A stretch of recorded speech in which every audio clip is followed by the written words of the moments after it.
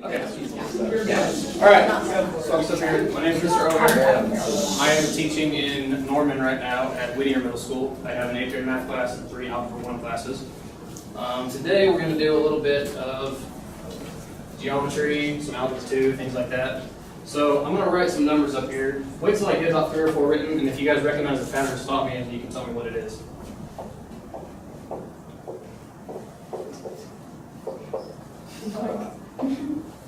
What is it?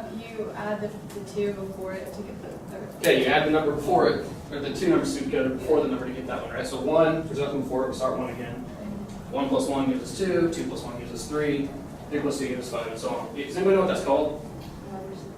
Pattern. It's a specific kind of sequence. It is a sequence. What kind of sequence is it? It's named after a really famous mathematician from 1200s, Italian.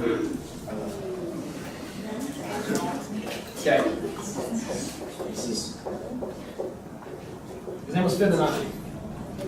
Okay. His name was Leonard Fibonacci, and he created one of the most important natural math sequences ever. Or he found one of the most important natural math sequences ever. This sequence right here occurs in all kinds of nature. A nautilus shell, which is a sea creature, has a shell that grows in a curve that follows this pattern. Pineapples, little prongs on pineapples grow in this pattern.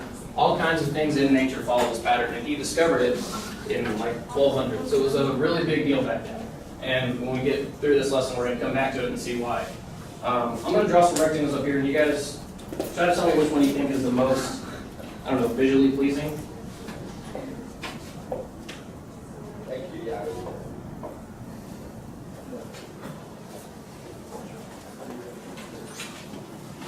Which one of those do you guys think is the best rectangle? The last one. The last one? Why? This one? Yeah. I agree. Why? 9. So this one's a little bit too tall, right? It's kind of doesn't look like it would be too stable. This one looks more like a square. This one's a pretty good rectangle, and that's typically what most people would pick. And that's because this rectangle exhibits, as close as I could by just sketching it, what's called the golden ratio.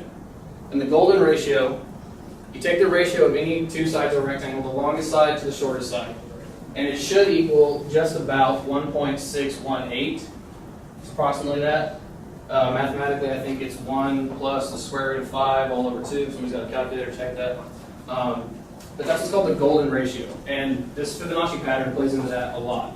This one would have a much bigger ratio because the longer side is much longer than the short side. This one is a much smaller ratio because they're approximately equal size. But this one, for hundreds of years, mathematicians have thought a rectangle that looks like this is the most visually pleasing rectangle because it has this golden ratio. And the way you make these, that you can make them very precisely. If I had graph paper, this would be better. What you do is you start with a 1x1 box. Start with just a little 1x1 box.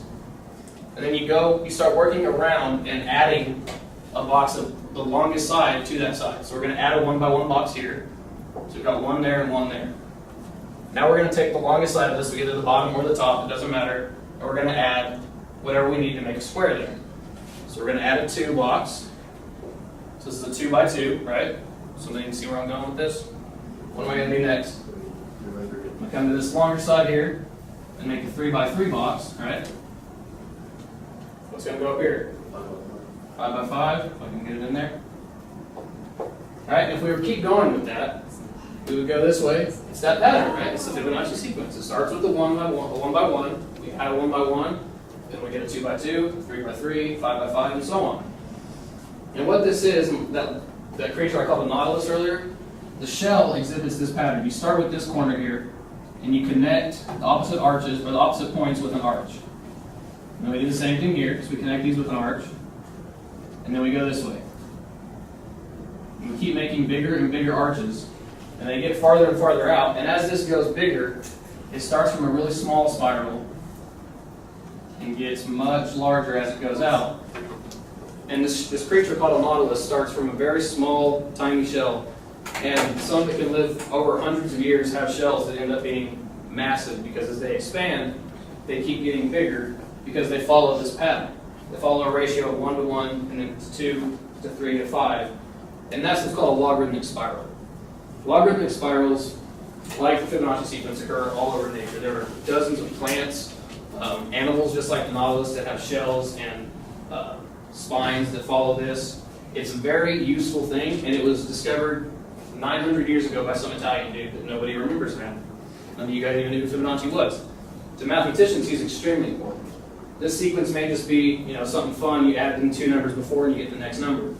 But it's extremely important to everyday life because it happens in everyday life. Pineapple farmers love this because if they can see a pineapple that isn't exhibiting this, they'll cut it off and it'll fix that plant. They don't want that dead pineapple on there. And it happens all over nature. So sequences like this that you think aren't necessarily anything important, they're just numbers, right?